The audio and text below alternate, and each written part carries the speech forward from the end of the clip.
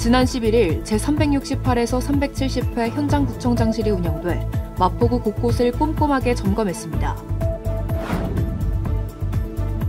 효도밥상 급식기관 1차 개소식에 이어 지난 11일 2차 개소식이 개최됐습니다. 지난 12일 서울시가 주최한 주민설명회장 앞에서 환경영향평가 주민설명회 거부 기자회견이 열렸습니다. 여러분 안녕하십니까? 11월 14일 마포투데이입니다. 첫 소식입니다. 마포구 곳곳을 누비는 현장구청장실이 지난 11일에도 계속됐습니다.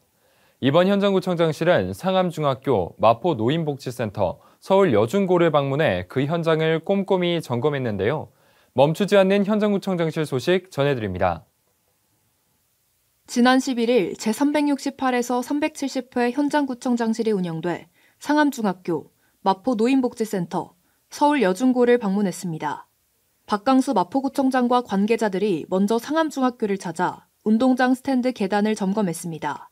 운동장 스탠드 노후화로 인한 콘크리트 계단 꺼짐 및 폐인 문제를 확인하고 개선 방안을 논의했습니다.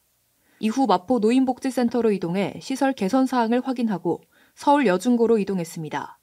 서울여중고에 보행로를 신설하여 보행 환경을 개선하고자 했고 과속 방지턱 높이를 조정하고 신호등을 설치하여 학생들의 안전을 지키는 방안을 협의했습니다. 이번 현장구청장실을 통해 더욱 안전한 마포구가 되길 기대합니다. 지난 10월 24일 효도밥상 급식기관 1차 개소식이 개최됐습니다.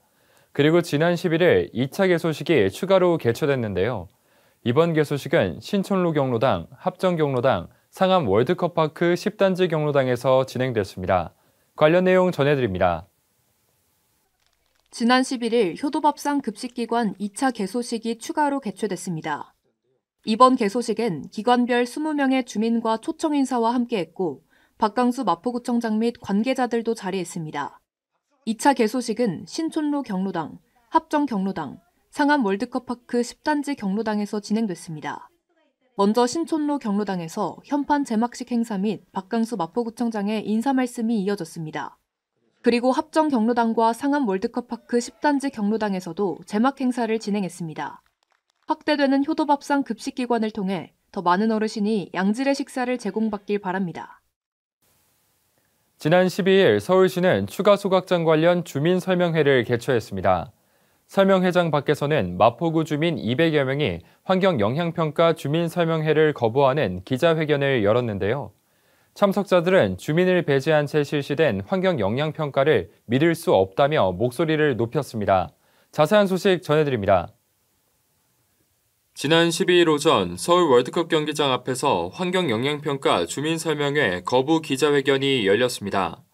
이날 기자회견은 추가 소각장 건립 반대 범마포 다자협의체 주관으로 주민 200여 명이 함께했습니다.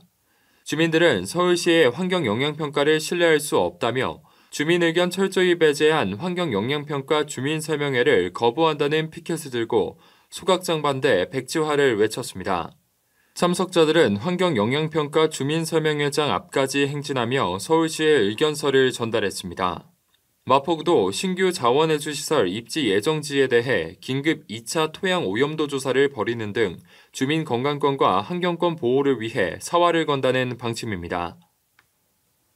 오늘 52만여 명의 수험생이 전국 1282곳 시험장에서 2025학년도 대학 수학 능력 시험을 치릅니다. 올해 수능은 21년 만에 가장 많은 N수생이 지원했다는 점이 시험 결과에 주요한 변수로 작용할 것으로 예상됩니다. 전국의 모든 수험생 여러분을 응원합니다. 지금까지 마포투데이 윤상종이었습니다. 시청해주신 여러분 고맙습니다.